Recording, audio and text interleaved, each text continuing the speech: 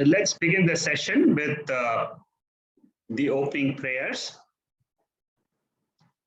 Vasudeva Sutam Devam Kamsa Chanuramarthanam Devaki Paramanandam Krishnam Vande Jagadgurum.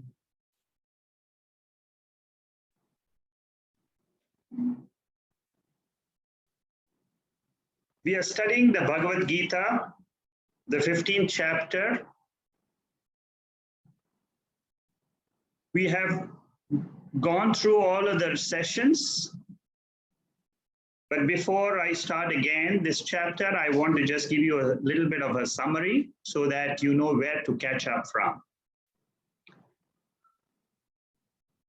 Why do we learn Bhagavad Gita? We learn Bhagavad Gita when we want to know our real nature. That is the primary benefit of learning the Gita.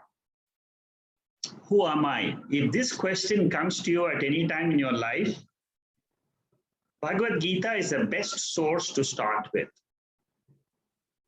But before Bhagavad Gita, we must know a little bit of the basics of Vedanta, which is taught in Tattva Bodha and Atma Bodha.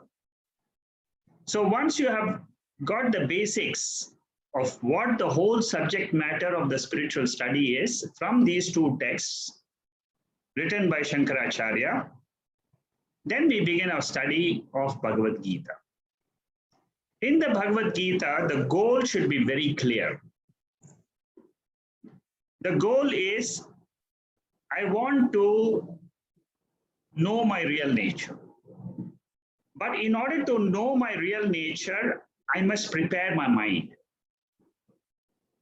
Because the mind is a problem, it's an obstacle to know my real nature. This is the fundamental of the Bhagavad Gita or the Upanishads or the Brahma Sutra, which are called as Prasthanatrayam, the three basic legs on which the entire spiritual study rests. Throughout in all these texts, we must remember that there are two exercises. One exercise is to purify my mind. The second exercise is to understand my nature and abide in it. In the Bhagavad Gita, right in the first chapter, why Arjuna wants to seek knowledge about his real self is explained. Anyone who comes to spiritual knowledge has gained a little bit of discrimination in life. They have understood that there is sorrow in life, and there is some way to get rid of this sorrow. So Arjuna also came to Lord Krishna with this objective. I have sorrow, I want to get rid of my sorrow, I become your student. Second chapter is a summary of the entire Bhagavad Gita in prospect. That means, what are we going to study in this Gita is beautifully explained in the second chapter. It gives you broadly what is Jnana Yoga, which is the knowledge of Atma or Brahma, Brahma Vidya, and what are the means of getting this knowledge, which is Karma Yoga, Upasana Yoga.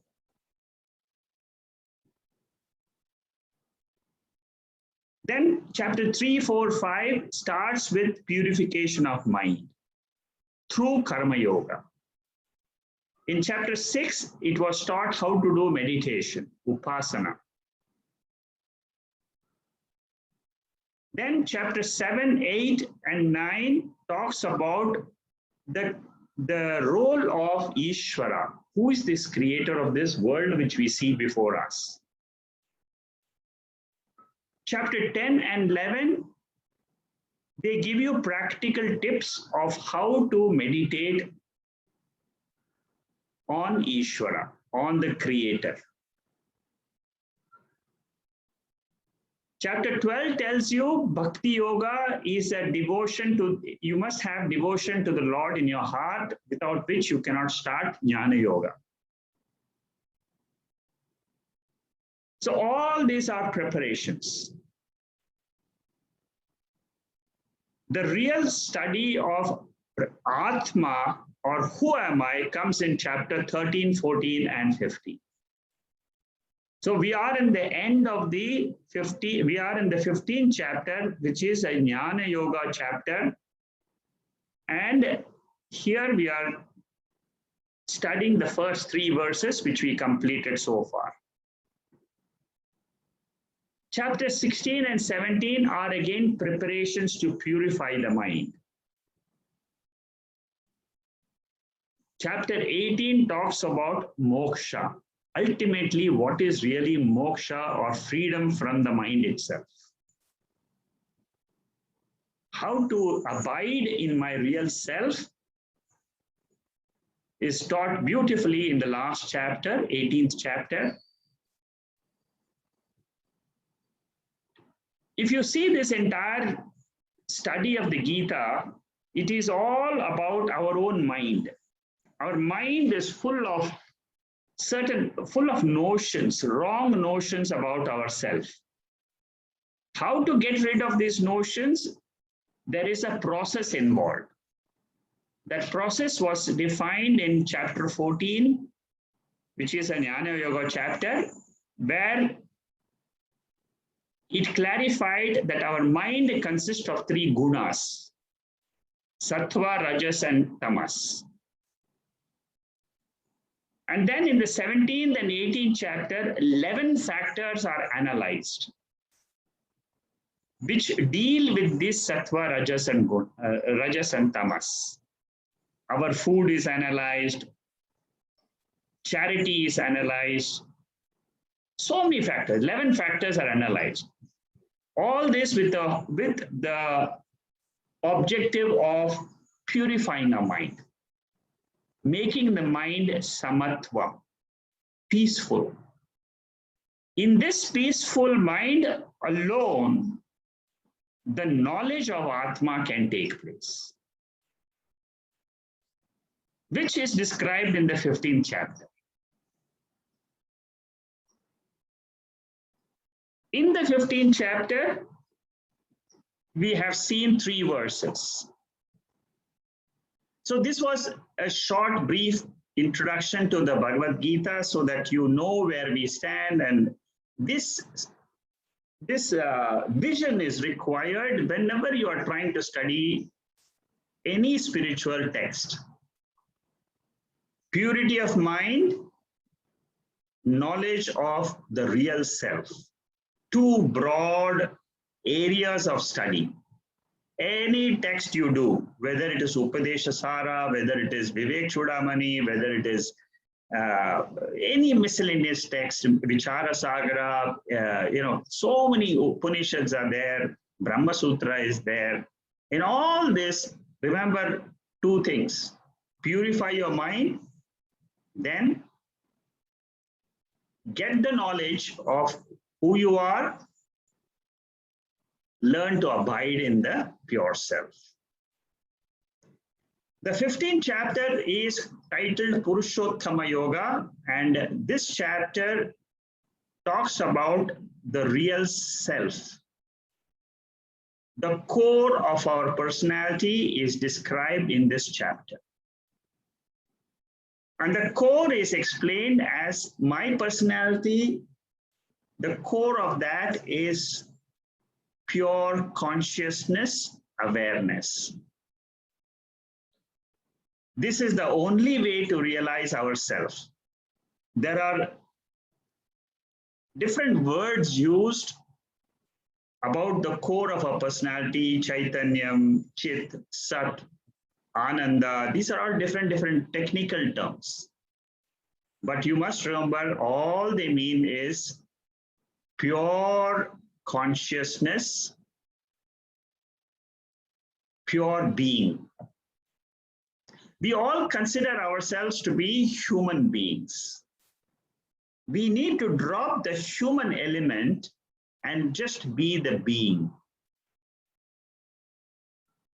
The journey to the real pure being is the study, is the song of the Bhagavad Gita.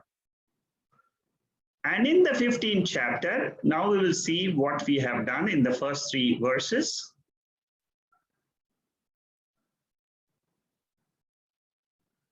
In the first verse, there is a comparison in all the 3 verses. In fact, the first 3 verses, just a comparison between our mind, which is facing problems, is what is defined as samsara. This you have to see internally. You see, when we understand why I am facing sorrow, it is called as Adhyatma Yoga. That means I am looking at my own mind and trying to analyze. When I try to analyze my mind, here Lord Krishna uses a metaphor of Ashvattha tree. Ashvattha tree has got a root, it's got trunk, branches, leaves. These are the different parts of the tree. So similarly, the sorrow which we face in life, in the mind, has got certain root. We will study that root as we go further and further in this chapter. You will understand what is the root and what is beyond the root. So in the first verse, it just compared that the roots are above. Above means beyond our sense organs. The pure being is the root on which rests this entire samsara, rests this entire universe. The pure being. That is the first thing we should know from the first verse. Then the second verse which we did was, what are the branches? How do the tree gets nourished? With the help of the buds. Similarly, for samsara cycle, the nourishment is given by our actions. This is the second verse. In the case of a tree, the nourishment comes from photosynthesis. From the sun, you get the energy through the leaves, to the root, by the method of photosynthesis. That is the Ashvattha tree. And then it grows. How does the samsara, how does the jiva grow? The jiva grows because he does actions in this life, without knowing that there is a Atma which is actionless. Atma is the core of the being. It is actionless, which we will come to know as we study this chapter and also when we study 18th chapter. And of course, we have already done 2nd chapter where it was beautifully explained from verse number 12 to verse number 30. The actionless Atma was beautifully described there. We should try to remember those verses. If you have not able to remember, you can go through the Bhagavad Gita book and read the 4 lines like we have here. You will immediately try to understand the pure nature of Atma. So that is the second verse. The third verse is a very important verse. This tells us that for our sorrow, the root is we do not know our real nature of Atma, of the pure being. We have studied how to discriminate the pure being, Purusha, from Prakriti in the 13th chapter. How to discriminate the Guna and the Guna Atita Atma in the 14th chapter. In the 2nd chapter, we have seen how a jnani conducts himself because of this knowledge of this pure being. So here in this verse, it says that we need to cut the, suppose you want to cut the tree of, there are two things which are mentioned here. What is the nature of the pure being? Na rupamasye tato tovalabhyate. Nancho na charden na cha sampratishta. Its roots are all spread. It cannot be perceived. That means the Atma cannot be perceived by the sense organs, but it can be known through the Bhagavad Gita. Similarly, the tree has a root. It is hidden from us. But looking at the tree, we know there is a root.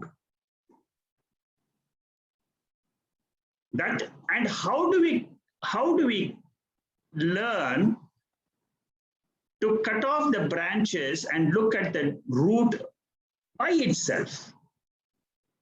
We need an axe. If you want to perform that, we need an axe to cut the tree. In the case of samsara, everything is happening inside our mind. How do I try to remove the sorrow and see my real self, which is reflected in my sorrow? Without the light of consciousness, you will not be aware of the sorrow in the mind. I have to become a sakshi, a witness to the sorrow. This is the axe. I need to discriminate the sorrow from the light in which I am witnessing or seeing, being aware of this sorrow. The light of awareness is the pure consciousness. I am aware. Always try to remember this awareness compared to an inert object, like a wall, like a stone, like a table. The table does not know itself, but I know myself. That is what is called as a being. Awareness, consciousness, chit, all these are words to explain only one thing, which is called as the knowingness principle. Pure being. It is aware of itself, self-evident. At the same time, it can reveal this body made up of 5 elements and the world made up of 5 elements. So that is what we have seen in the 3rd verse. Today, let's now go to the 4th verse, and then we'll see. These are very important verses, and these describe to us my real nature. If I can pick up the meaning, go through the meaning, understand the real depth of these meanings, I will be able to reach my own core personality for my benefit.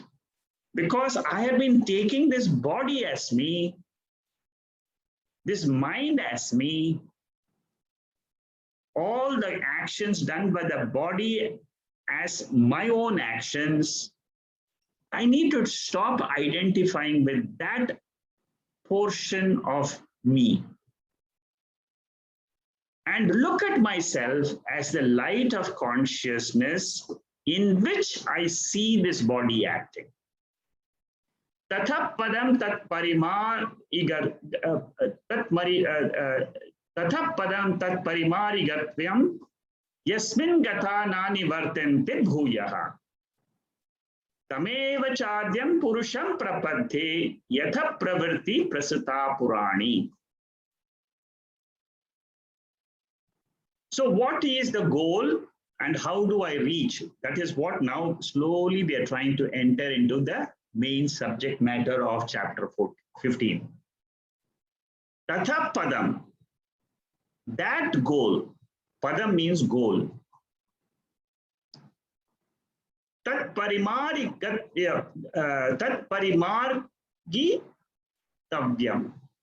That means having gone there, having understood that pure being and seeking refuge in that.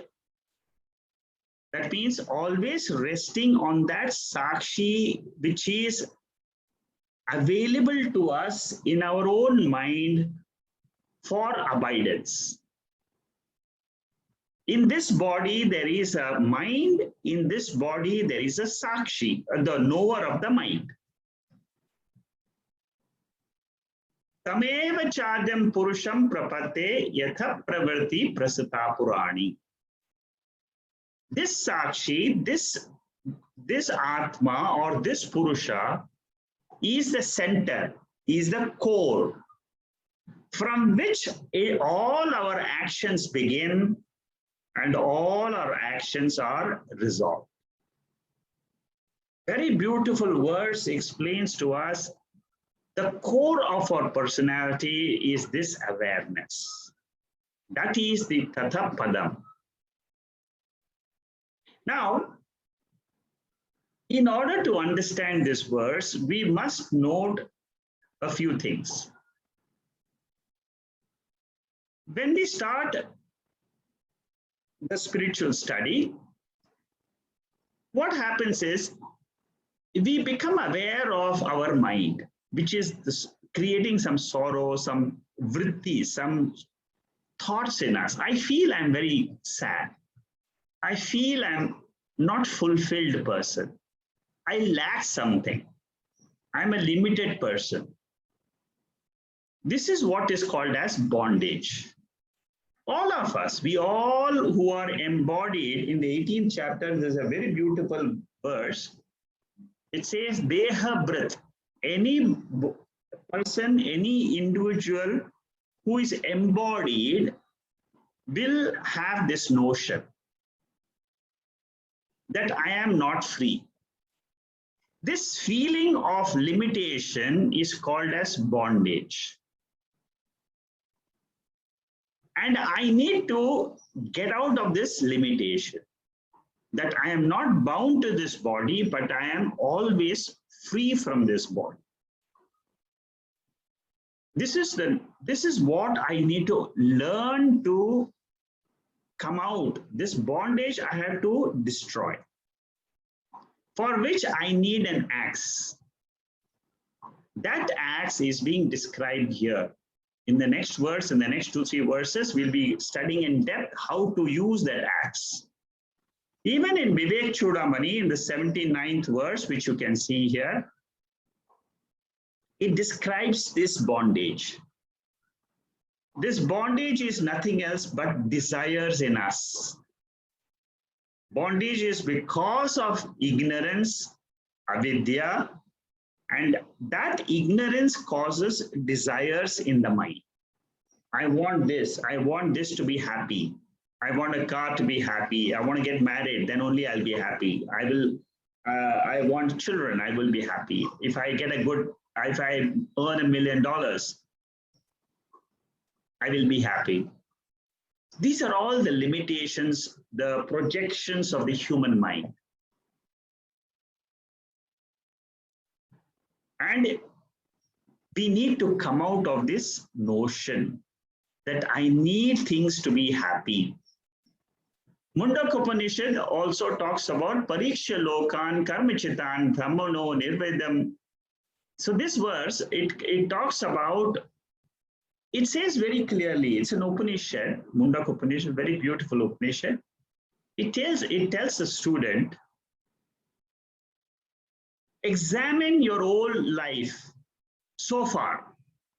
Whatever you experienced in life, examine it. Understand whether you have gained fulfillment or not. through actions. Have you gained any fulfillment? You have, whatever be your age, think about it. Are there any doshas in these actions? And then Mundaka Upanishad talks about 3 doshas. It says, whatever actions we do, we are bound in nature. Dukkha mishritatvam. Every action is combined with dukkham, with sorrow. I cannot leave my actions. Bandhakatvam. It bounds me. So this is a limitation. And if I want to get rid of it, I need to go to a guru. I need to come to a guru who can teach the Bhagavad Gita. Approach, it says, this Mundaka Upanishad says, approach a Shrotriyam Brahmanishta, one who knows, who has heard the Vedas, who is abiding in the Vedas. This is how the guru should be. He has heard the Vedas, he abides in it, and he has got a technique, a skill to teach. Kathopanishad, I'm giving some Upanishad. You see, after this study of the Bhagavad Gita, I plan to start the Upanishadic study also. So I'm just giving you some little glimpses of how the Upanishad talks about the same subject matter as the Bhagavad Gita. This Upanishad, Kathopanishad, it says that this Atma cannot be attained by pure intelligence. It cannot be just attained by pure hearing only. Only if you choose to know this Atma, then only this Atma reveals to you its nature. That means I must have mumukshutvam. I must have a keen desire to know my real self. These are the qualifications required for a student to understand his real nature. Then when he comes to the guru, what happens is he has already got a viveka, a discrimination that the world cannot give me happiness. And I must move away from the world, reduce my activities, and which is called as vairagya, and go to a guru. And what will the guru do? Guru will explain to him he will explain to him through the study of Bhagavad Gita and the Upanishads, through the means of this Atma Vidya, you gain the knowledge of Turiya. Turiya means Atma.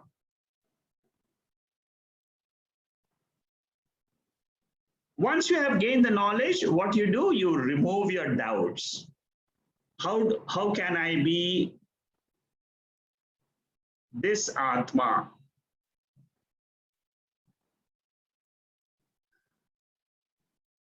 How can I be this pure being?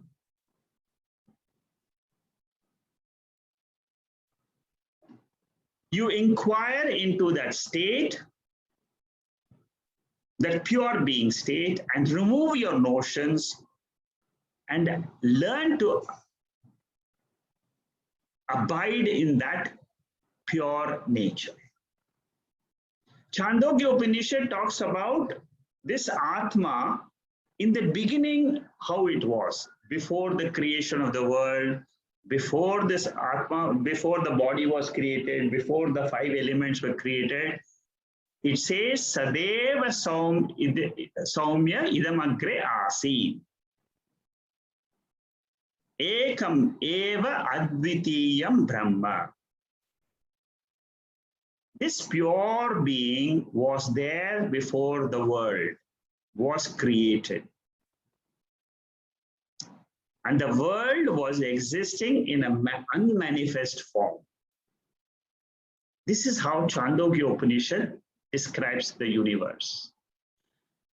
So, the stage 1 and stage 2. Stage 2 is learning to know that there is absolute peace in my core nature. Knowing that state of absolute knowledge or Chaitanyam gives me the fulfillment. Once I know that I am that pure being in which all this world is resolved and from which all this world again comes into being, that removes the sense of incompleteness from the mind. This is the technique used by Bhagavad Gita and the Upanishads. They teach us the nature of Atma, the nature of our own personality, the nature of Ishwara, the creator, his personality, which is this pure awareness. And then it says that the pure nature of this body and the pure nature of Ishvara is the same. That pure awareness, consciousness is common to the entire universe, to this entire, to all of us. There is something called as Atma.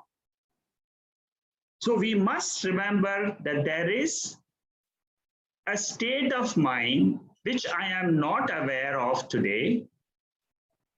Bhagavad Gita in the 15th chapter is trying to illumine my nature. It's trying to explain to me I am a pure being, which is called as Turiyam in another Upanishad called as Mandukya Upanishad. Those who are studying with me the Wednesday class, they know the word Turiyam. Turiyam is nothing else, but it is something which remains when the waking state is gone, the dream state is gone, and the sleep state is also resting. Where does the sleep state rest? That is called as Turiyam or Atma. This pure core center is called as Urdhva Moolam in the first verse of this chapter. Urdhva Moolam. It is the root which is Urdhvam, beyond everything in this universe. That root is called as the pure being, pure existence. It is the final source of all the beings.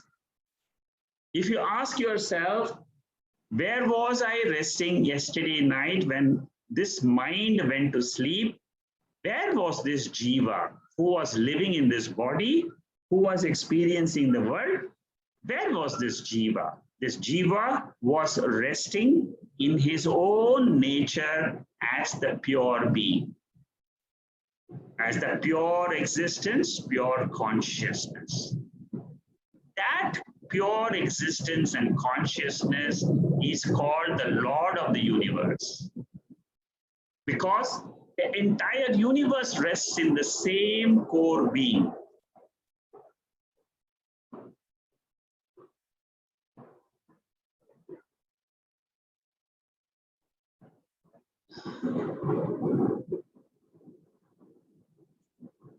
So this core being is our real nature. And that supreme being is called as Atman.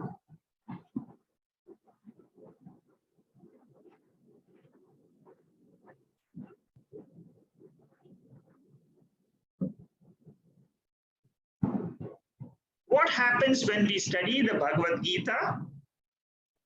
When we study this Gita, we are able to knock at the door of that pure being.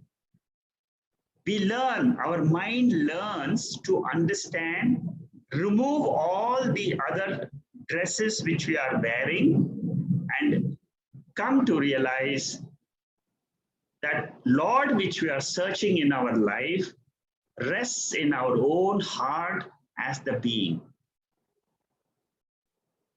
I am a part of this creation. I surrender to that Lord who is in my own body as the witness consciousness. And he exists in all our bodies as the sakshi of all our thoughts, our mind. We surrender to that sakshi. This is how we need to go from a human being to a divine being. Transform our nature. Being attached to the body is called as a ego I. That ego I learns to drop the ego and look inward to that pure consciousness. This is an internal process which we all have to learn to do. And once we learn this process to be done in our own minds, then we will know our real nature. In the Bhagavad Gita, in the 9th chapter, it was clearly said, Tetam bhuktva svarga lokam vishalam, shine punye marte lokam vishanti, evam trai dharmyo prapanna gata gatam kama kama labhante.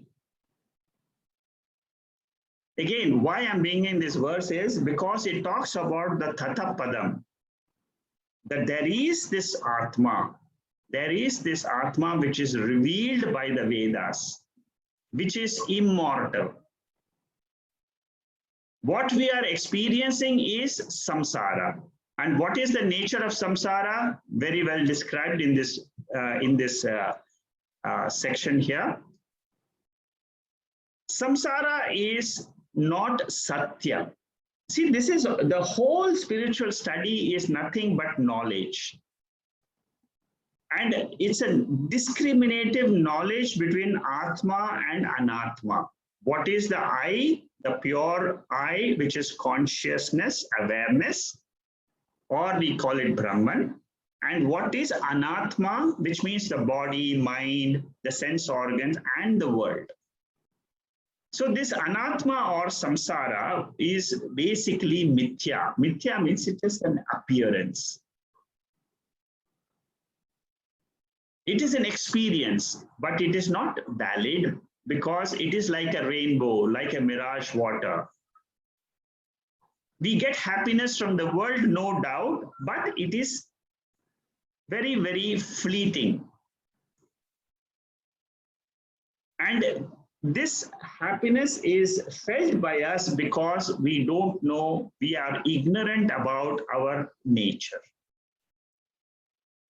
Throughout the day, we experience a restless mind. And this is why we come to the Gita. I do not know how to control my mind. There is something in this body which is always restless, making me also restless. That pure being we are in search of. So viveka is discrimination between the sakshi and the mind. Vairagya means it is the withdrawal from the ego I. The nature of the ego is restlessness. I try to learn how to withdraw the mind and make it rest in the Atma. What is the nature of Atma? It is Satyam. It can independently exist.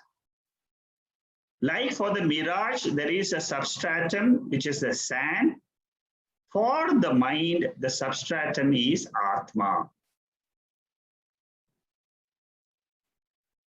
Our feelings of sorrow has got a substratum. That means it is coming from somewhere. This feeling is coming from where? It is coming from the Atma.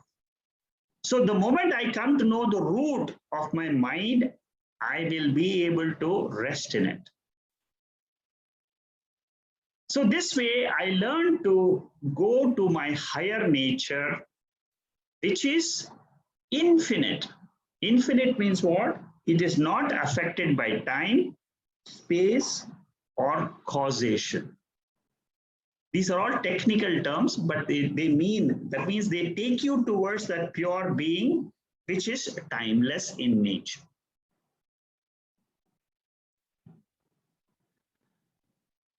This discrimination, which is called as viveka, discrimination between Atma, the Sakshi, the consciousness, and the mind, this discrimination is called viveka shakti. Viveka means the mind gets the power through the study of the Bhagavad Gita, it gets the power to discriminate what is Atma and what is mind. And then vairagya. Vairagya means you withdraw from your ego and then learn to abide in the Atma. This abidance is what is called as Tibra Mumukshutvam. We have studied what is Mumukshutvam in the Tattva Bodha. Mumukshutvam means I want to be free. I want to be free from the clutches of my mind. So viveka and vairagya helps me to understand how to be free from this desire which is present in the mind. I want to get rid of all my desires and be free, not limited.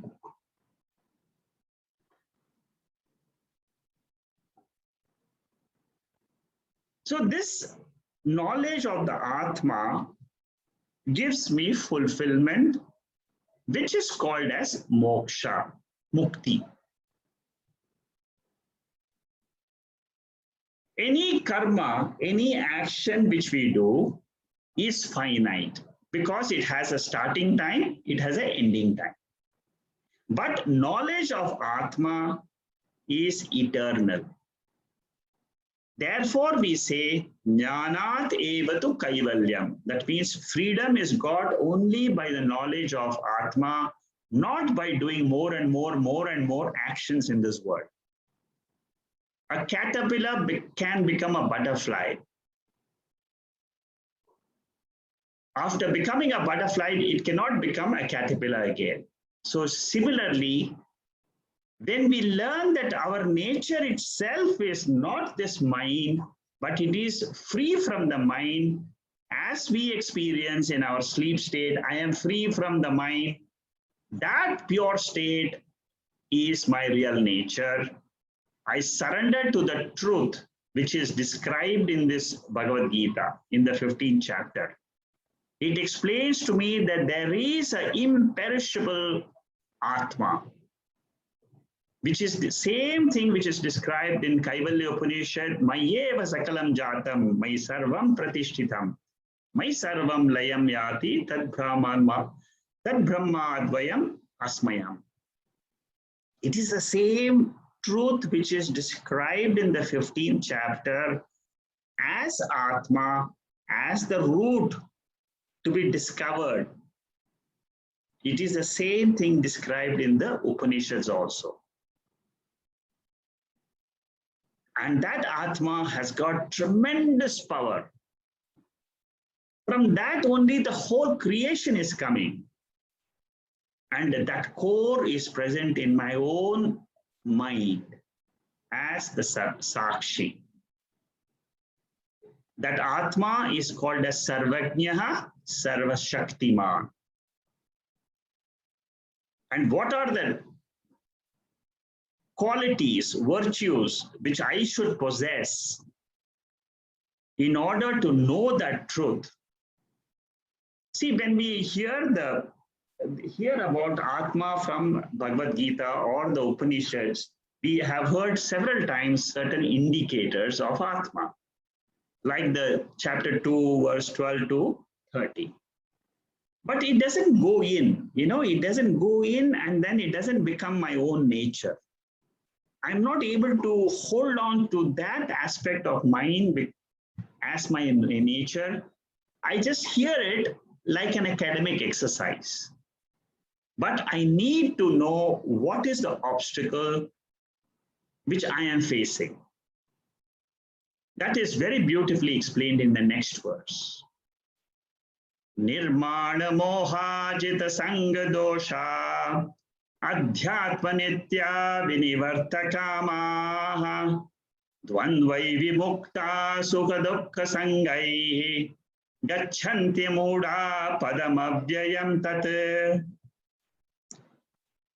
This is one of the brilliant verses of the Bhagavad Gita, very often quoted by Shankaracharya in several occasions, and also by many Gita Acharyas. They quote this verse whenever they are talking about Bhagavad Gita, they quote this verse. Because this verse gives us the 6 qualifications which I should develop in myself to prepare myself for the knowledge of Atma. What are the 6 qualifications? Nirmana moha, free from pride and delusion. Jita sanga dosha, these are all Sanskrit names. I'm keeping it as Sanskrit. As we go by, I will explain to you each one of them, so that you can understand the full depth of these verses. This is a very, very important verse for all the students. Many of us, we fail in these 6 qualifications, and then we wonder why Gita I'm not able to understand. Even though I have read the Gita 15 times, many people come back to me and say, I have read it so many times, but I'm not able to get that crux. That is why I gave the picture, a vision of the Gita. What is our study? Where are we? What are we studying? It's very important we know this, because unless you know what we are studying and what is the preparation required, you will never reach the goal. Jita sanga dosha means I need to get over my attachment. Win over my attachment. Drop my attachments to the world. Adhyatma nitya. Adhyatma nitya means focus on adhyatma, means self-knowledge. Knowledge about the self from the Bhagavad Gita or the Upanishads. 3rd qualification. 4th one is vinivarta kamaha. Vinivarta kama means dropping my desires or reducing them. Dvandvaihi vimuktaha, free from the opposites, pairs of opposites, like pleasure and pain, honor and dishonor. These are all the pairs of opposites which we all face in life. Sukha dukkha samyayi, I must be balanced in both pleasure and pain. These are the 6 qualifications which are required to understand that Atma and abide in it.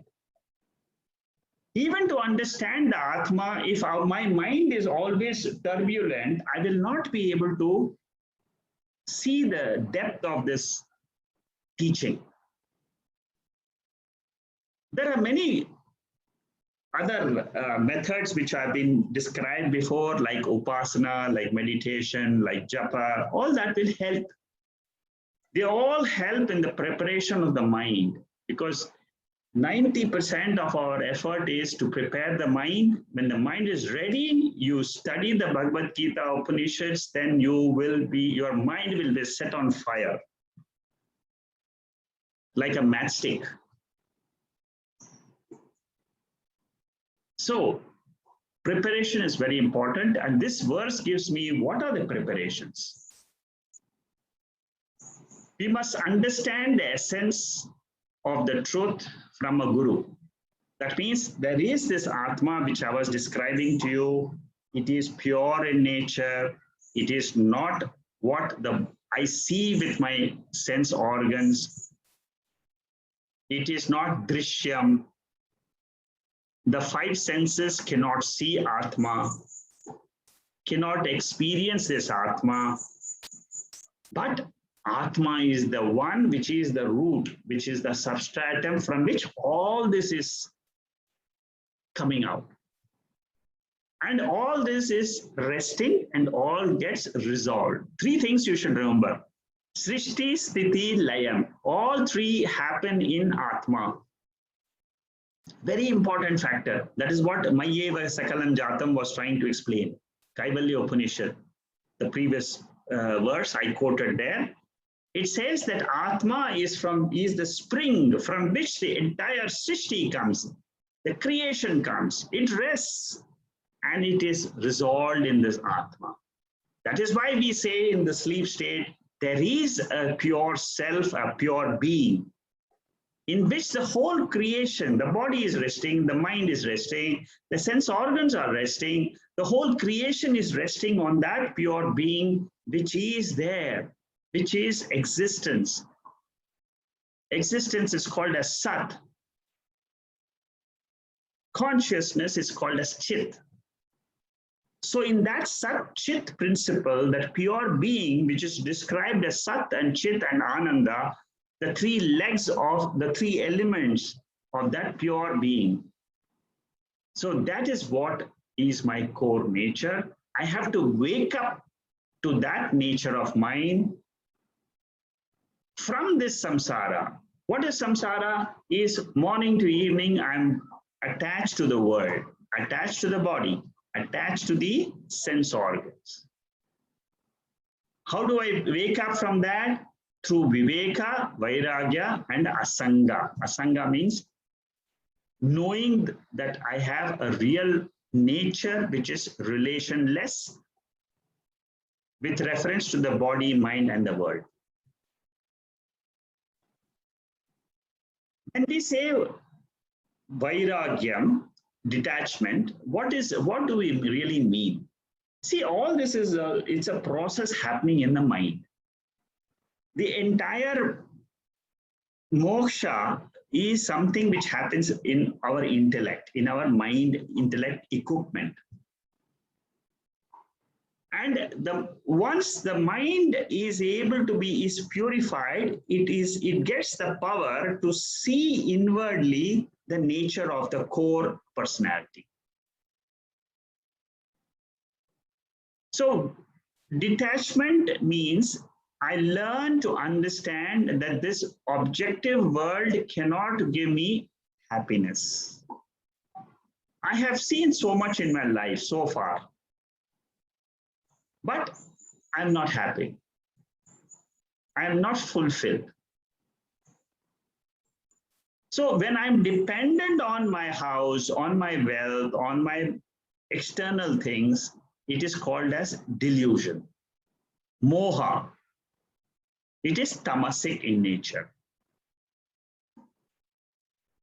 Objects and beings, they themselves are dependent on some other factor, which is called as consciousness awareness.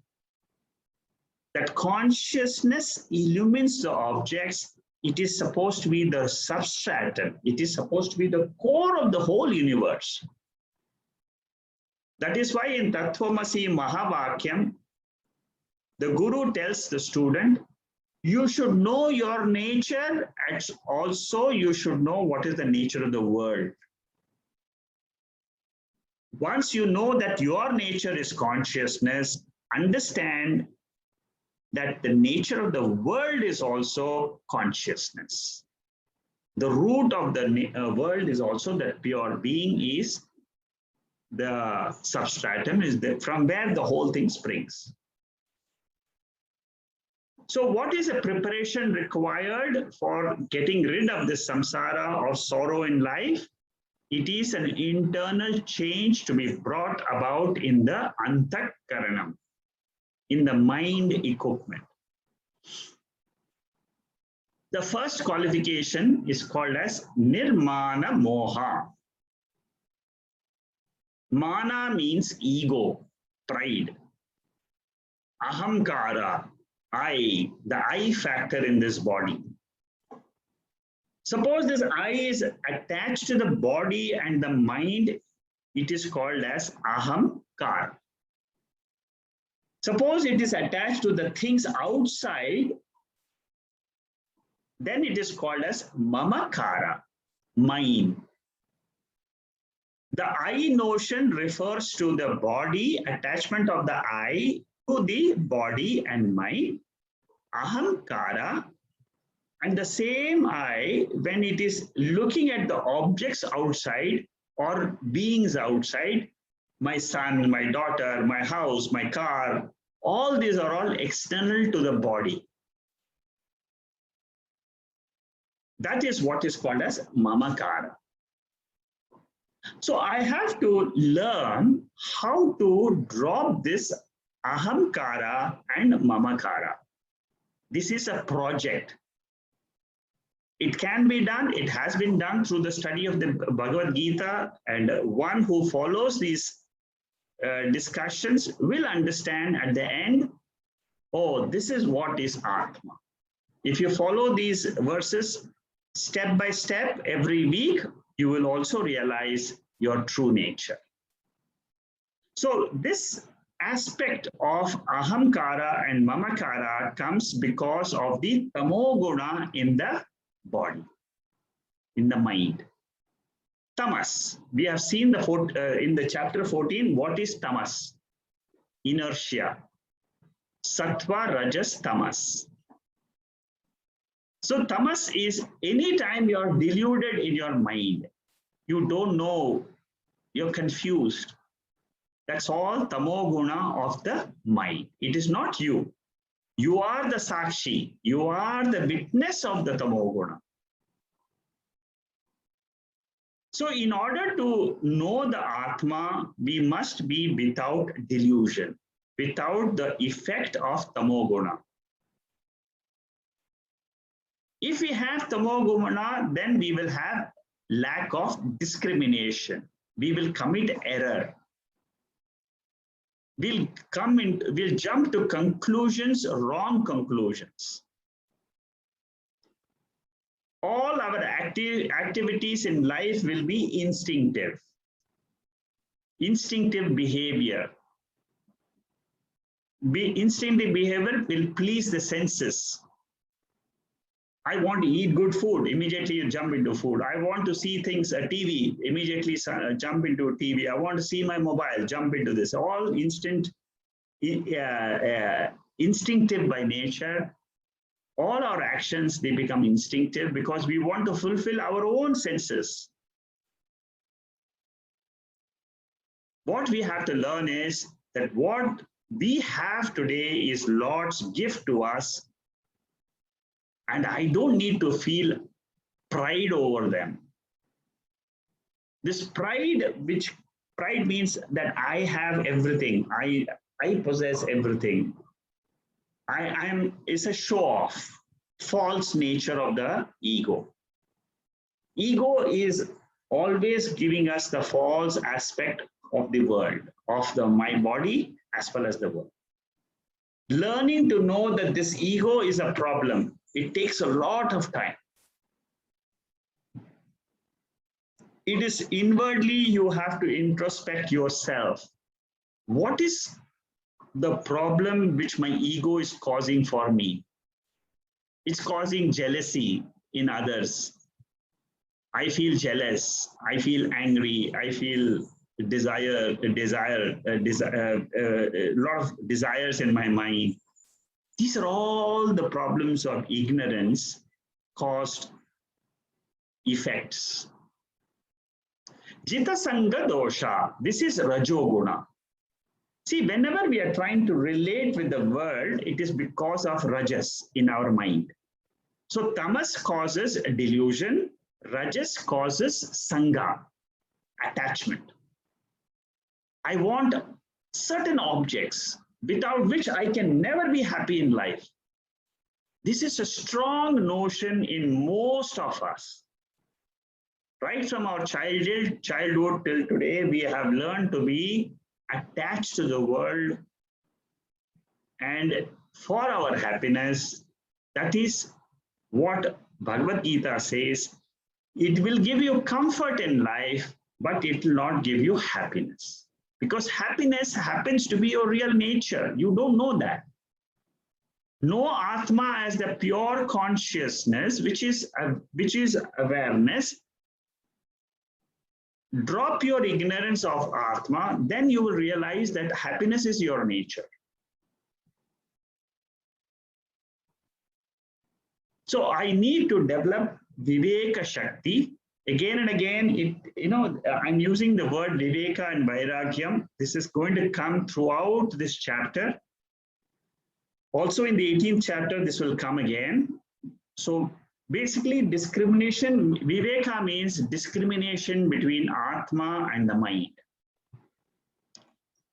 Adhyatma nitya, the third qualification. Adhyatma nitya means sattva guna. I learn to be firm in my spiritual practice. That means I want to know my real nature. Adhyatma means inward looking nature.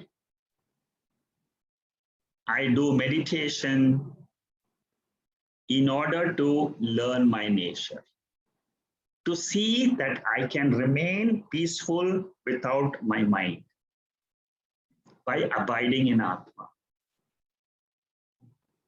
So Adhyatma Nitya is the third qualification, which means a firm resolution to study the Bhagavad Gita, come what may. On a Saturday evening at this time, you come and sit and listen for 1.5 hours about the real nature. Nothing in the world should stop you from this. This is a resolution. You must firmly resolve to know your real nature. And it should be a nitya. Nitya means it should be a continuous discipline which we must develop. Vinivarta kamaha. We all have kamya karmas. Kamya means desires. I desire certain things, therefore I do certain actions.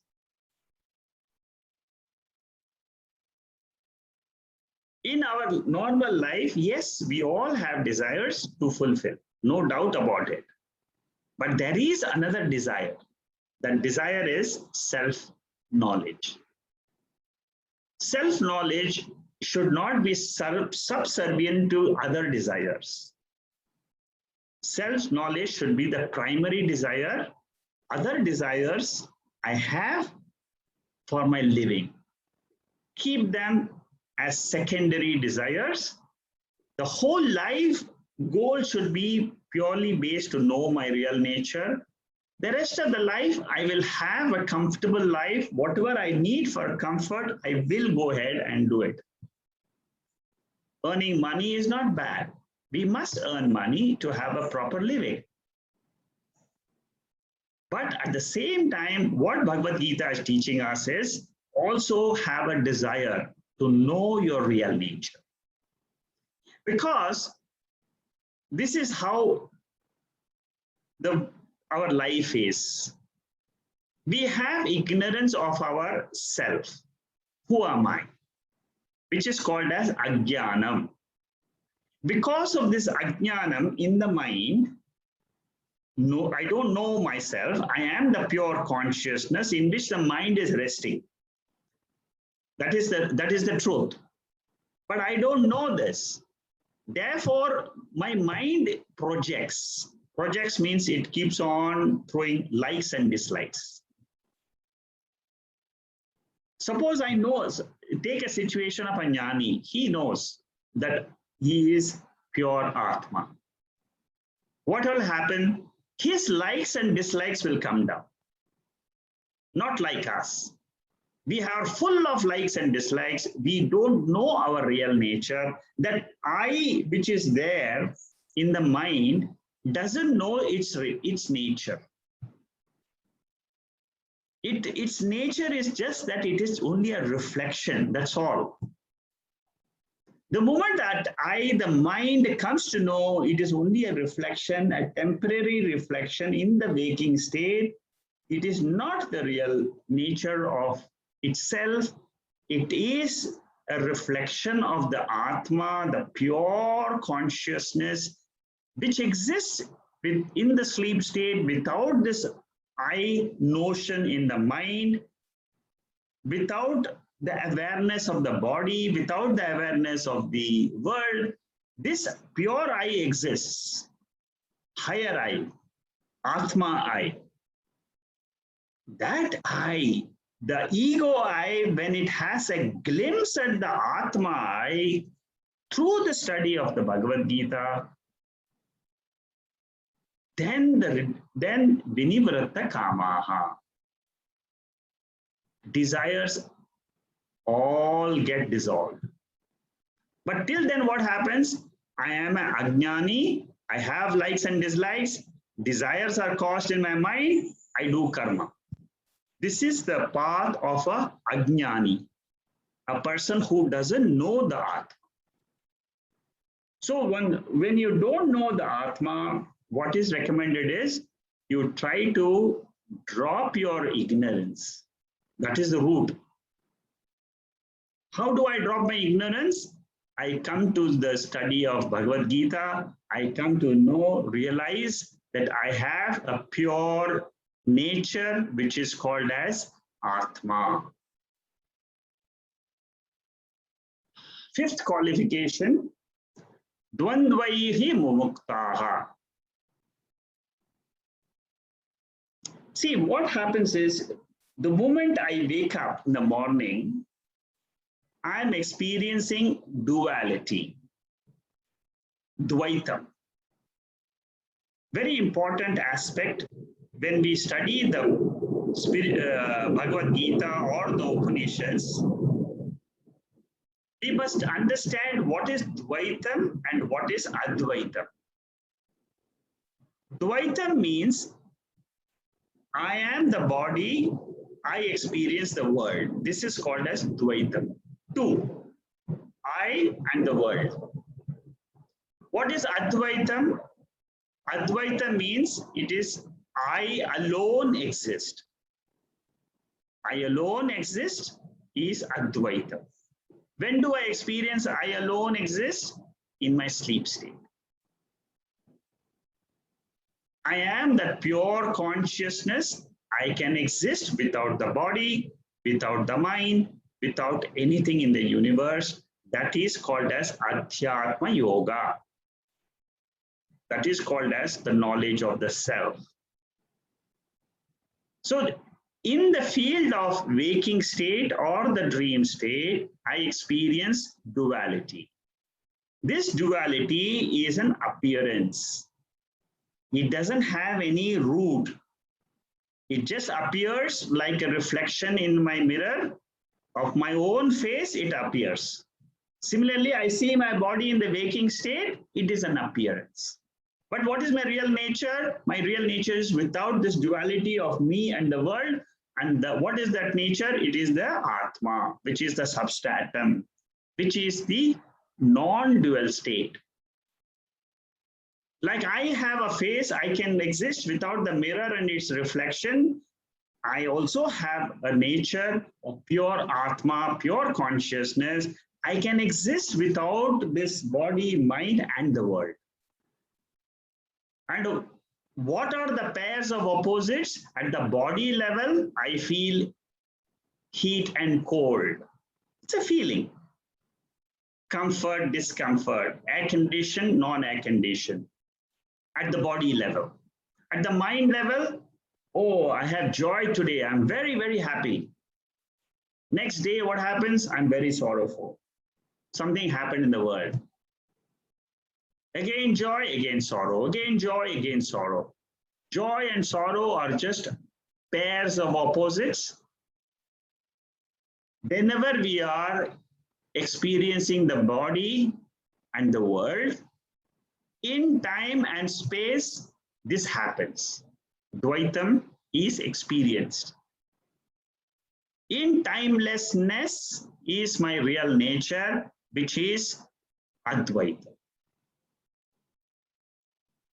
Dvaitam at the intellect level, honor and dishonor, respect, disrespect.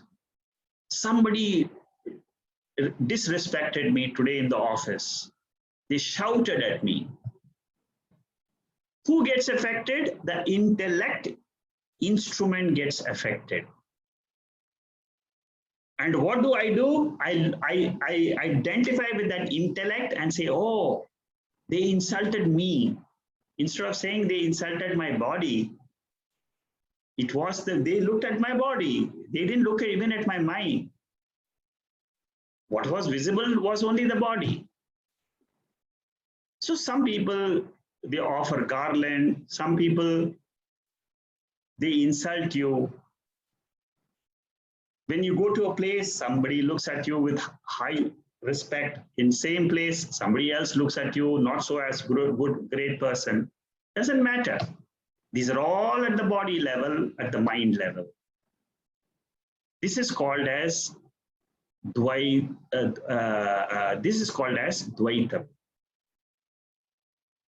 Vimuktaha. Vimuktaha means drop it. Viseshena muktaha. I learned to drop all the pairs of opposite experiences which come to life. Because I want to know, because I know my real nature as Atma, which is free from all this. I experience it every day, but I don't know, I didn't have this knowledge. That is my real nature. Sukha dukkha sangayi. Sukha dukkha samyayi means pairs of opposites. They lead to sukham and dukkham, and I learn to drop them not as my real nature, as my incidental nature. So dvandas are pairs of opposites. I learn to look at them, what is happening around the body. Whenever the body is experienced, we have a dvaitam. That means I will experience joy and sorrow. I will experience pain at the body level, physical level. I cannot avoid it because I am an embodied being. In my waking state, I am an embodied being. We cannot avoid actions. We cannot avoid sorrow at the body level, but I can learn about Atma, and then go beyond the body level. Even while living, I can remain sorrowless, which is called as Jivan Mukti. So when I learn to look at myself, not as the body, mind, but as this pure Atma, then the mind no longer overwhelms me. I can remain in equilibrium. I am not like a doll which has got a bottom, a flat bottom, which is swinging left to right like a pendulum. I learn to bounce back in life like a rubber ball. You drop the rubber ball, it will bounce back. So I learned to bounce back. Okay, things have happened yesterday. Things were not good. Learn to drop your mind again. Just remember that you are the self. You are the pure Atma. Learn to come back to your nature, the core, again and again. And then you will be free from the pairs of opposites. The feelings which you have in your mind will not weaken you. You watch those feelings. Don't identify with those feelings as the self. They will go away by themselves. Now, this is how we have to live in this world.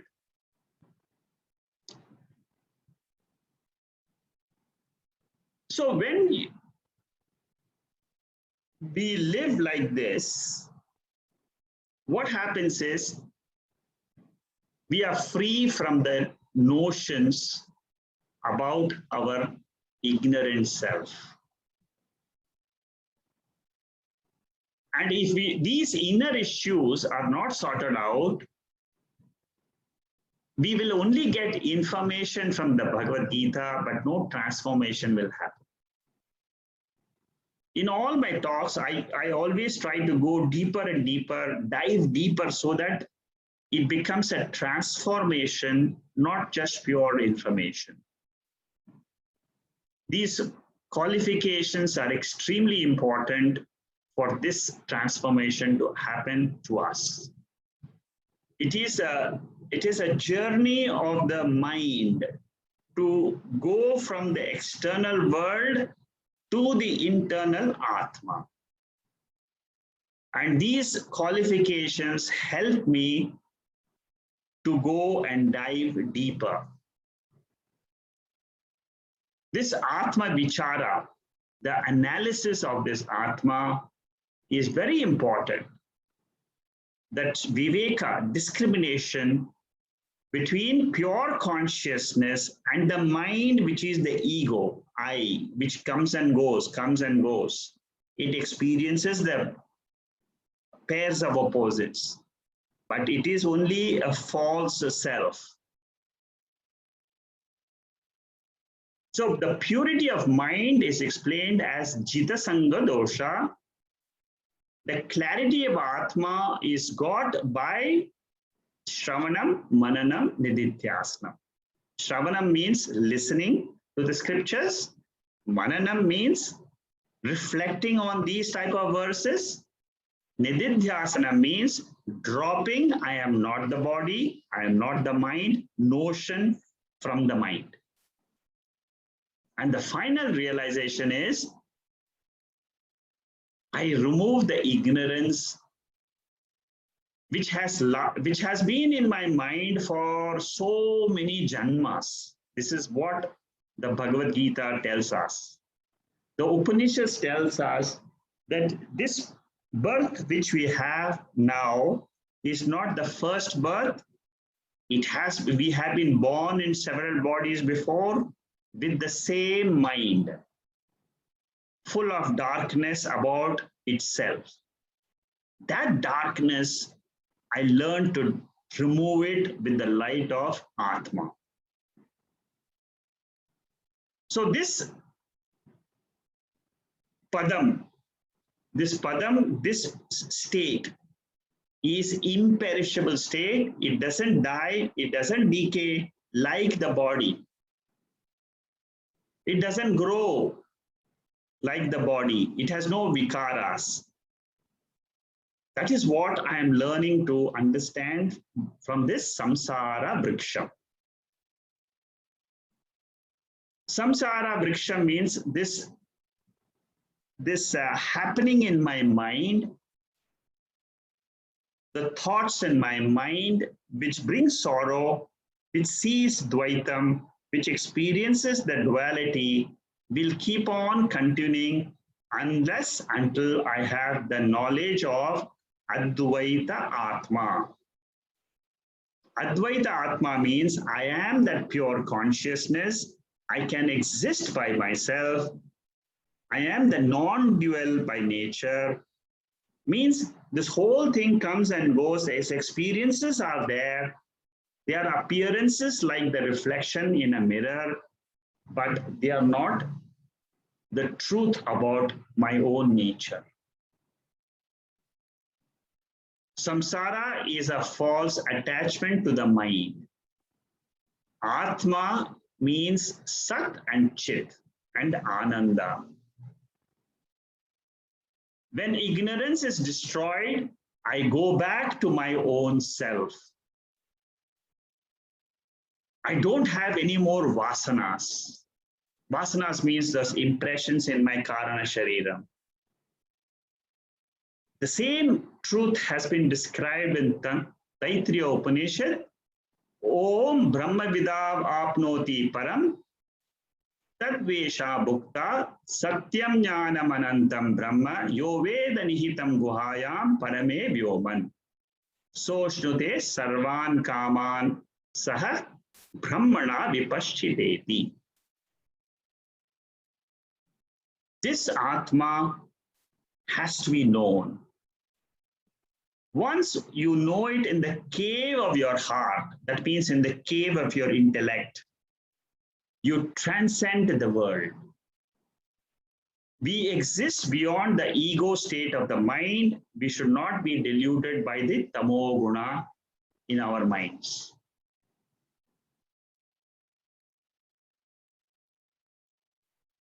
So, dropping this tamo guna delusions, I learned to remain as Atma. I learned to drop this ignorance, not shaken by ups and downs in life. I developed titiksha. Titiksha means forbearance. What is the difference between a jnani and ajnani? Jnani always lives with one thought. I am the witness of all the thoughts in my mind. I am the sakshi. And what is ajnani? He identifies with every thought as himself. The mind is sorrowful, he'll say, I'm sorrowful. If the mind is happy, he'll say, I'm happy. If the mind is angry, he'll say, I am angry. So this is the difference between jnani and ajnani. Ajnani can also become a jnani by telling himself deliberately, I am not this thought, I am the sakshi. I am not this thought, I am the sakshi. Slowly, slowly, refuse to identify with the mind as the self. And what is this nature of the reality or the self or this Atma? Very beautifully described in Kathopanishad, in Mundakopanishad, in several Upanishads. It is also being described in the Bhagavad Gita, which is there in the next verse. But before that, we'll see what Kathopanishad, everybody knows this mantra by heart. Atatra suryo bhati na chandra tarakam nema vidyatho bhanti kutovyam agnihi tameva bhantam anubhati sarvam tasya bhasa sarvamidam vibhati. This is a song, this is a mantra which is sung every time. When you take the aarti at home, you can sing this, or in the temples also, many temples you will find they chant this mantra. It is a remembrance to our own self. To say that this self is where the sun does not shine, the moon does not shine, the stars do not shine, the lightnings cannot shine there, neither the fire of the camphor which you are showing to the idol Lord. So when you say, this fire I am showing, oh Lord, to you, is not to show you, but you are the one which is illuminating this fire. This shine which I see in this camphor is your light. Everything shines after you. Anubhati sarvam. Anubhati means after. I see my mind on waking up. But when I wake up, what is the light in which I see myself? That is the light of awareness. It is the light of all lights. Without the light of awareness, I cannot know my mind. When I wake up in the morning, the first thing which I know before I am aware of my mind, before I am aware of my thoughts in the mind, for a split second, you are with your own self, the pure awareness. Notice that for a split second, you will realize this truth of this verse. And it is the same light in which I am there throughout my sleep state, deep sleep state. I am there, I exist as the pure light of consciousness. That light cannot be illumined by any light. How do I know that it exists? Because it is self-evident. This light of Atma is the light which is brilliant by itself. It is the same light which we chant in our Gayatri mantra. Tomorrow morning, there is a ceremony. Normally, all the people, the Brahmanas, they put the thread ceremony and they will chant the Gayatri 108 times. What are they trying to say? That light which is there as reflecting, as showing, as illumining my mind, that same brilliance is there in the Surya Devata, which is illumining the whole cosmos. That brilliant light, that is the aikyam between me and this jiva, and that Lord is one because of this light of awareness. Gayatri Mantra explains to me the same truth.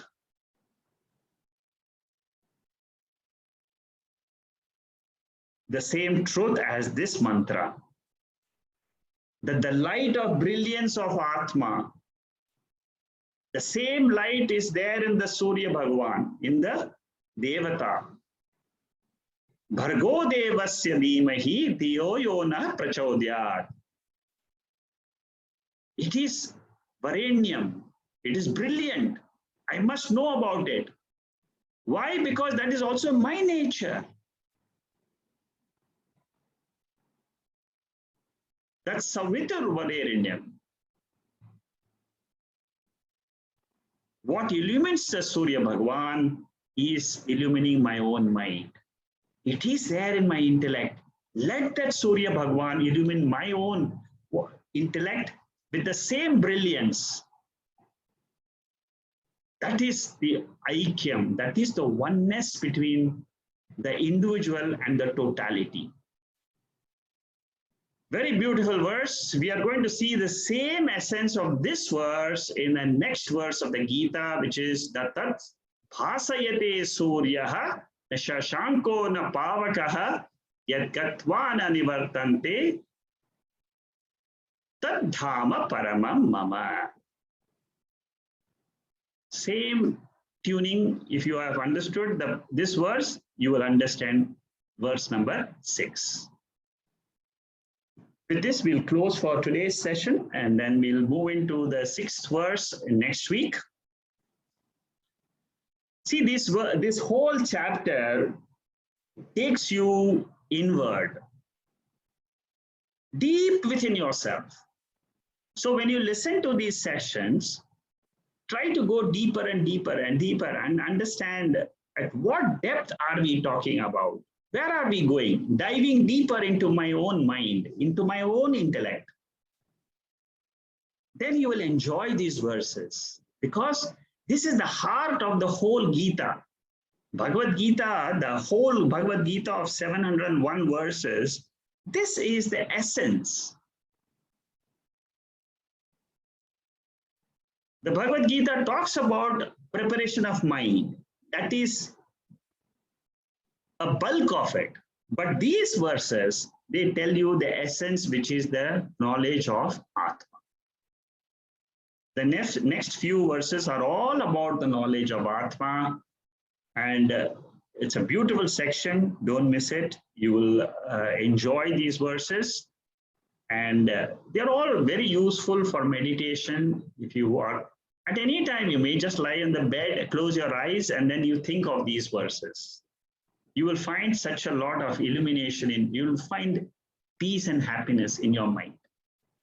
Because when you learn to contemplate on these verses, you are away from the world, your mind is not throwing thoughts of the world of objects, but it is trying to look inward.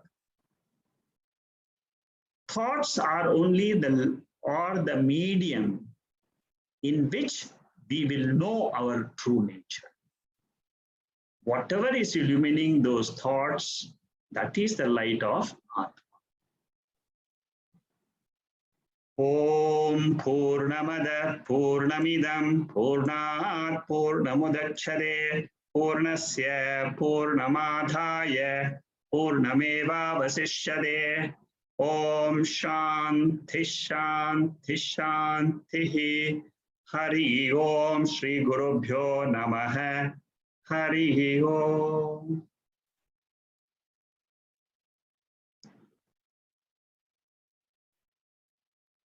If you have any questions, you can ask them in the chat box, or you can ask them directly. Any questions on what we have learned today?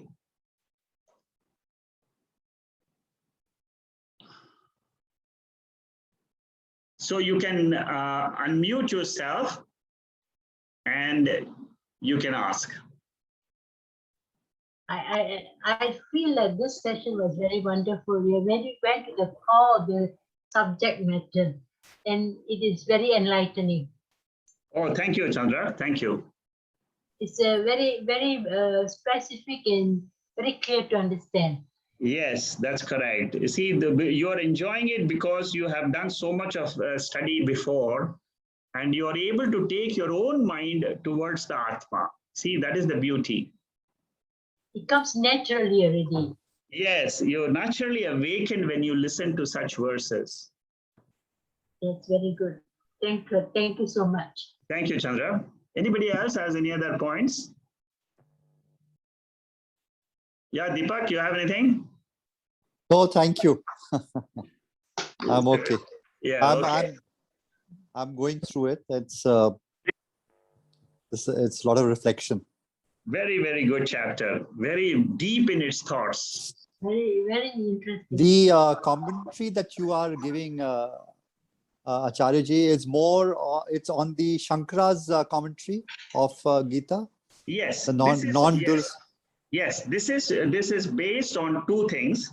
This is based on Shankara Bhashyam of Shankaracharya. It is explained by Swami Advayananda in his talks on Master Gita, Master Life. So in the Chinmaya mission, they conduct a program, almost like 18 months, 24 months program on Gita. And there, the notes which you have in this 15th chapter are all notes which I have developed out of those talks, which I have listened on these verses. And also from Swami Paramatmananda's notes before. So it's a combination of these two.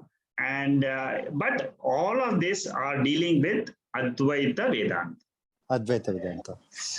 And the Holy Gita of commentary by Swami Chinmayananda is also the one text that we can refer or go through. Definitely, yes. That's a beautiful text. That you can definitely refer to the Holy Gita by Swami Chinmayananda.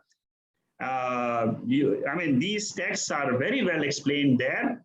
I mean, Gurudev is, is a master teacher of, in our times. Whatever Shankaracharya was there during the olden times, in our times it was Swami Chinmayananda, Swami Sarvapriyananda, all these Paramatmananda, all these Swamijis, they are all trying to teach us the same Advaita principle, which Shankaracharya taught us. So, what I always suggest is learn this first. Learn the Advaita Vedanta first. You get to know your core nature, and then you test yourself the other philosophers like Visishta Advaitam, Dvaitam. You test against Advaitam. You will find that you will be able to convince yourself. You will be able to convince that I am the pure consciousness.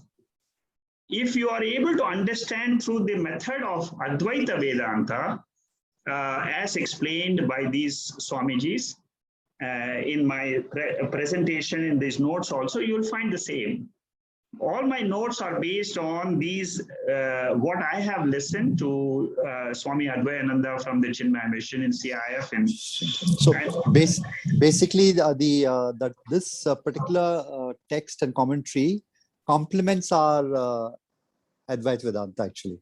Absolutely. It's the same thing which you listen in Mandukya Upanishad Bhashyam. Mandukya Upanishad, what we learn in Wednesday session, is the same what we are learning in the Bhagavad Gita. It's exactly the same. That's why I keep bringing those Upanishadic mantras in between to show the comparative nature of what is taught in the Upanishads and what is taught in the Bhagavad Gita. Yeah, Marathi, you have any question? Yes, no question. Actually, this is my first time in your this Zoom video session. Yeah. 1 week back, accidentally, I came to visit your YouTube channel and I heard Vichara Sagara. Oh, okay, very good. It was really amazing. So I decided to sign up here. Thank you. Okay, all the people who you see here all have come to this session by accident only. They just go they just go into my website and then suddenly they say, I want to listen to you. They just come here. Okay. So, anyway, nice. Yeah, if you have listened to Vichara Sagara, it's very beautiful text. Yes, very nice. Very nice. Are you doing Vichara Sagara anywhere? No, sir. Actually, I heard once Swami Paramarthananda's Vichara Sagara, he was talking about that. Yes. Then out of curiosity, I searched in YouTube. Then only your channel is so precise and so elaborate about that. I completed all 4 sessions in Vichara Sagara in your this one. So I am expecting more and more from you. That is so nice. Many people in this session are also waiting for Vichara Sagara. Yes. But in my website, you will find almost like about 3,000 pages of notes on Vichara Sagara. Okay. So in Vichara Sagara, it's a text of 7 chapters. So 7 chapters, the notes are available, but I have yet to start teaching that text because it will take almost 10 years to finish that text. Okay. If I start now, it will take 10 years from now to finish that text. Minimum 10 years. Okay. But it's a very, very beautiful text. You can listen to it. You can understand. From time to time in my Mandukya class, I give some teachings from the Vichara Sagara I take in my Wednesday class. So in your Vichara Sagara lecture, in first session, I think you referred one lady's Delhi-based lady's PhD thesis she wrote about. Yes. So may I know that book's name? Why don't you have my WhatsApp message, and also you have my email address of Vedanta students. Just send me an email. I'll reply to you. Okay, thank you. So that student is she has got a PhD on Vichara Sagara. There are 2 volumes which are available. You can buy the books in Delhi. Okay. And you can refer to them. But if you are planning to study Vichara Sagara, you come to me. I will tell you how to go about the whole process. I will teach you. I am always at your feet. I am ready. No problem. Anytime when you decide to learn that, when you decide to learn that book seriously, then you approach me independently. I will guide you as to how to do that study. Thank you. Okay. Thank you very much. Yeah, Deepak, something? No, I was saying that, one of the things that I was contemplating after the Mandukya Karikas that we are doing was on the thing of Sakshi Bhava. Yes. And it was something that I felt that was an important aspect of a practice. Yes. And I think that today's session has dwelled on it. Yeah, anytime when you dwell on the chit aspect, that is the light aspect of Atma, it is very beautiful. The whole talk becomes very beautiful. Beautiful. Yeah, because Sakshi is a light. Ultimately, it is a light. Yes. And it is a light of awareness in which the whole universe is shining. So any talk which describes this light is very deep in its thinking. So, that is the reason I'm going to take the chapter 10 of the Panchadasi after the Mandukya, okay. which is on the same light, which is on the light, the lamp of a dancing hall. You see, so I'm going to talk about, it's going to talk about the same light of Sakshi, which is explained beautifully in Panchadasi in 26 verses of the 10th chapter. So after Mandukya, I'm going to take the 10th chapter that will go deep inside our personality, into our mind. It's an analysis of the human mind. So after Mandukya, we are going to listen. I've already got everything is ready now. That the notes are ready, the chantings are ready. So hopefully in about 4 to 6 weeks, we'll do the Panchadasi. You'll enjoy that session because it's very deep in its thoughts. How does Shankara, for the perspective of his commentary on Gita, views the Atman as one with Krishna, or as? Yes, he views it as one with the nature, original nature of Krishna. Original. Krishna, the body, is the same as Deepak, the body, or I, the body. Okay. So what Arjuna saw before him was only a body. Like I see your body, you see my body. But behind this body, there is something which you don't see, I don't see. Our sense organs cannot see what is the real nature of this body, or what you see, what I see as Deepak, or what I see as Malati is not the same as what the original Malati or Deepak is. The original Lord Krishna is basically the awareness, consciousness, the light, so he is Krishna. Krishna is the manifested form of that consciousness. Yes, like you are the manifested form of that same consciousness. Understood. Very well. Okay. But that's not what is done. But that's not on the other Gita of as it is. Yes. Gita, that's a different, they're very dualistic. Yes. You see, when you look at Gita and you take it as a dualism philosophy, you cannot, according to Shankaracharya, you cannot get moksha. You can study the dualistic philosophy, but he says, what is the use of studying dualism? Because your eyes are anyway reporting dualism. You are different, world is different. Then if you want to know through the study of Bhagavad Gita, the same truth, what is the use? So that is why Shankaracharya says, come to Advaitam, because that will liberate you, because that will tell you what's your nature, and you will get rid of fear of death, which no other philosophy can give you that, because you are always looking at the body is you see. So that is the beauty of Shankaracharya. Yeah, Malati?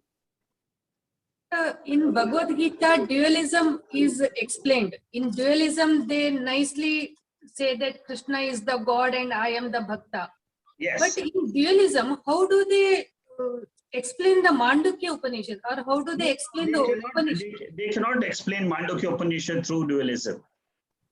Yes. What they say is, what they say is, in dualistic philosophy, they say that you go to Vaikuntha, you pray to Lord here. In this birth, you can only be a dualist. So after you leave this body, you go to to another world, Swarga, and there you will be taught the nature of the higher nature of the Lord. Then in dualism, they cannot explain the 7th mantra of Mandukya Upanishad. That's very difficult. You see, the 7th mantra is very difficult unless you come to Advaita philosophy, the 7th mantra. In fact, you cannot make, see, that is why in Vichara Sagara text, there are many occasions where in the text, the author takes up each philosopher and he says that you cannot explain moksha in Nyaya philosophy or in yoga philosophy or in Vaiseshika or in any philosophy. He says you cannot explain moksha. The 6th chapter of the Vichara Sagara is full of all these arguments that why you say that Dvaitam is not the right vision, but Advaitam is the right vision. It's a very, very beautiful explanation in Vichara Sagara, but it takes a long time. The problem is Vichara Sagara is a huge text. To understand properly, it takes, personally, you have to do a personal study. So you have, it will take you a long time and it requires tremendous amount of patience. And you need to study every day for 2 hours minimum if you want to finish the text in 10 years. Are you I planning to take think- Ashtavakra? Sorry? Are you planning to take Ashtavakra Gita? Or have you finished already? No, I've not finished it. I will take it sometime. Ashtavakra Gita is also there, but I want to do it at a later point of time when the student's mind is ready, because Ashtavakra Gita is meant for those people who have started thinking that they are the Atma. So once all of you are ready, after the study of Upanishads, I will be doing Ashtavakra Gita. Yeah, I think Upanishad will be very important. Gita is a Nididhyasanam work.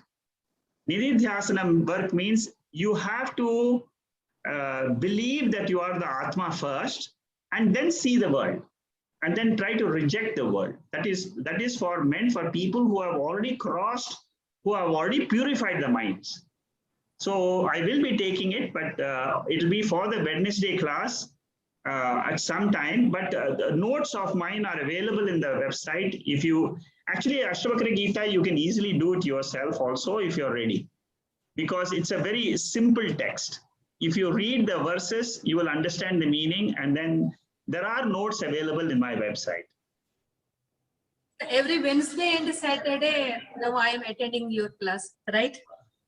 Well, I look forward to seeing you. Everybody is, Wednesday class is a different group. This class, there are some people who attend the class also. So we welcome you, Malti. Whenever you can, please attend. Thank you. Bahubai, you had a question? Yes, Sekhaji. Bolo. The verse 5, there was a sentence saying that cut the tree and cut the branches and the roots and all that. What do you mean by that? Yeah, you see, what the Lord is now trying to say is, if you want to take a tree and you want to cut it, so what will you use? If you want to cut the tree, first you will cut all the branches. You will try to come to the try to cut the trunk. How do you cut the trunk? By axe. Mm-hmm. So similarly, he is now saying that we are all suffering in our mind. Mm. We are suffering in our mind. We have sorrow in our mind. We are thinking that I am the body is getting old, body will have certain diseases. All this is all sorrow. Mm. I want to get rid of this sorrow. Mm. So how do I get rid of this sorrow? That is what he is saying. Then he says, to cut this tree of sorrow, you need an axe. That axe is called as viveka. You see, in the mind, we cannot use a big axe and start cutting and all that. We need some different type of axe. So for the mind, the axe which we use is called the discriminative axe.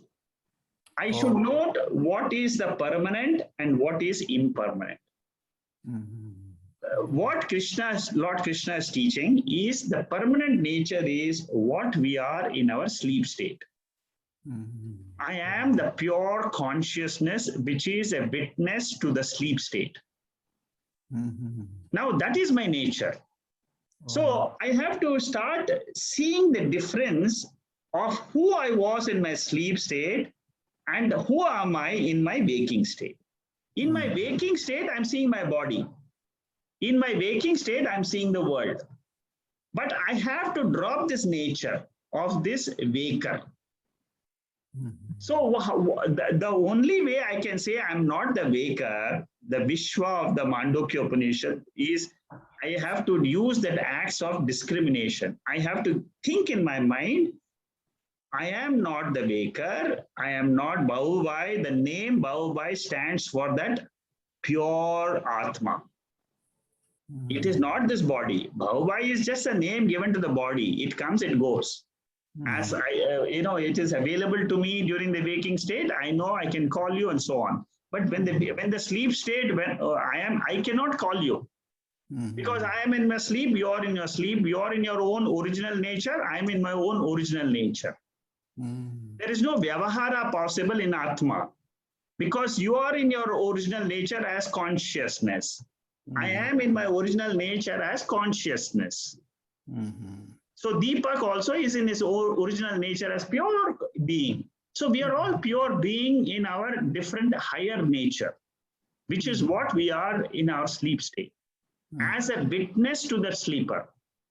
Because every day morning when we say, oh, what happened? Did you go to sleep? Yeah, we say, yeah, I had a very good sleep. And then what? Then we get on with our daily activities with our own body, which we are seeing in the waking state. We forget that we were without this body in the sleep state. So that is what is the acts. We have to learn to understand who am I in my waking state, in my sleep state. Okay. Okay, that is the acts. Thank you, Ji. Thank you. Akshay, you're saying if Krishna's manifestation of Paramatma same with us, what is the difference between Krishna and us? We can see Krishna is Lord himself, but in our case, we are ignorant. Yes. See, we are ignorant about our nature as consciousness, as pure awareness. Krishna, Lord Krishna, when he was present before Arjuna, he was aware that he was the Lord. He was the consciousness in which the whole world is coming and going. The difference is in ignorance. You and I, we think we are the body. I am Akshay. I am working here. We only know about our limited personality. What Bhagavad Gita teaches us is you also become Krishna in the sense that you disown your nature of this body and say, I am the pure self. And what you say is that by going to that Sakshi nature, the Sakshi nature is not outside somewhere. It is not in Delhi, it's not in Singapore, or it is in our own core personality. That means I go deeper into my own intellect and I say, there is something in this intellect which says that I am Atma. There is something. In my own personality, there is one aspect of the mind which says it is the ego I. There is another area of the same mind, when it dissolves, it learns to know that it is not the mind, it is the Atma. And this we come to know only through the Bhagavad Gita, because Bhagavad Gita lights up our intellect. Now, Tatra Suryo Bhati means it is lighting my intellect. That Kathopanishad mantra, or the seventh mantra of this na tatro na bhasate suryaha na shashanko na pavakaha. So this mantra is the same, which will illumine the same Atma. So ultimately what it means is that I learn to use this detachment. I detach myself from the ego I. That's all. It's an exercise which is possible At the intellectual level, it is possible. You can do it. I can do it. Everybody can do it. Just think what you are in your sleep state. Do a comparative analysis. I exist in my sleep state. Nobody can doubt. In what form? In the form of pure awareness. I exist now in the waking state, listening to this talk. In what form? In the form of awareness. But along with this awareness, there is a physical body which I am experiencing. There are sense organs which I'm experiencing. In the sleep state, the sense organs are not there, but I am there. When you do the analysis of both, what Lord Krishna is saying, he is saying that remove this body, remove the mind, even in the waking state, you are that Atma. You are that pure awareness. The light in which I am listening to this talk is the light of Atma. I am listening, you are listening, I'm seeing your face, you are seeing me. That light is pure consciousness. Be the light, that's all. Then what will happen is your mind will not disturb you like how it was disturbing you before. So Akshay, have you got it? Yeah. Yes, sir. Okay, Akshay. Anybody else has any other question? Yeah, one more means in this shloka, Yes. it is mentioned as a weapon of asangatva, means it is a weapon of detachment, right? Yes, So asangatva means detachment and detachment. viveka are same. No, vairagya. Detachment and vairagya is the same. Viveka means discriminating, trying to separate it out. Atma and Anatma is separated. Vairagya means you move away from Anatma and come to Atma. Asanga means what? Detachment. Detachment from what? Anatma. Okay, with this acts of detachment, we can cut the tree of samsara, right? Exactly, that's correct. Basically, it means cutting down identification with the body and the mind as my real nature. That's all.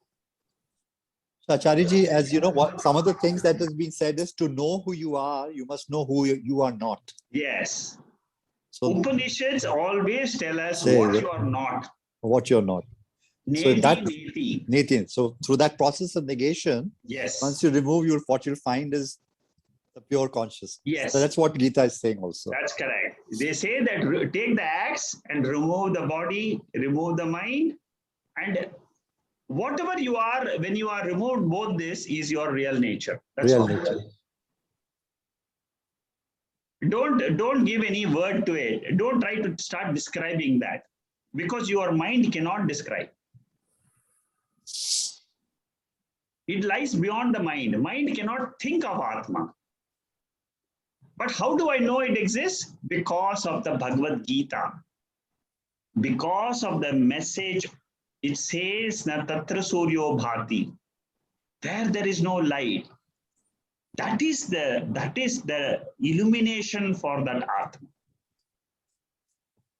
See, you and I will never know that in our sleep state we are that pure consciousness, unless until it is revealed by some words of the scriptures.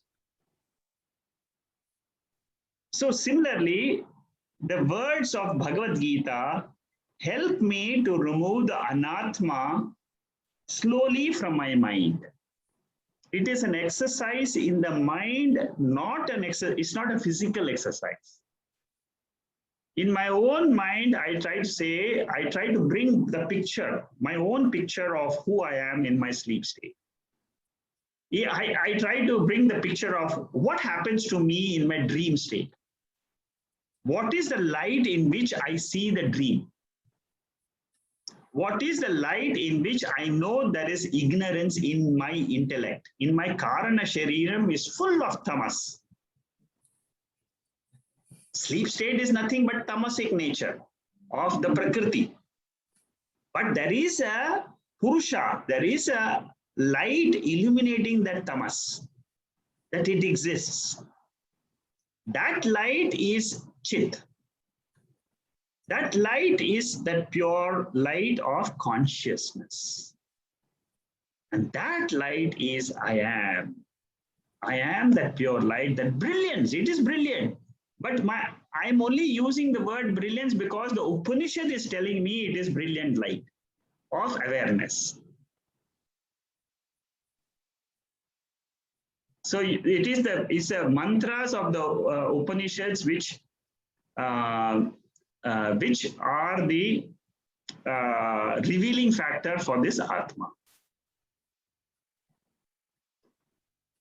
Okay, anything else?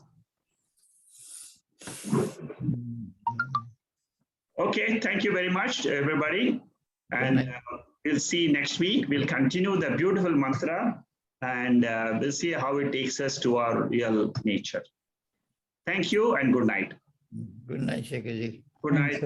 Hari Om. Good night. Hari Om. Good night. Hari Om. Hari Om. Good night. Thank Good you. night. Thank you. Hari Om.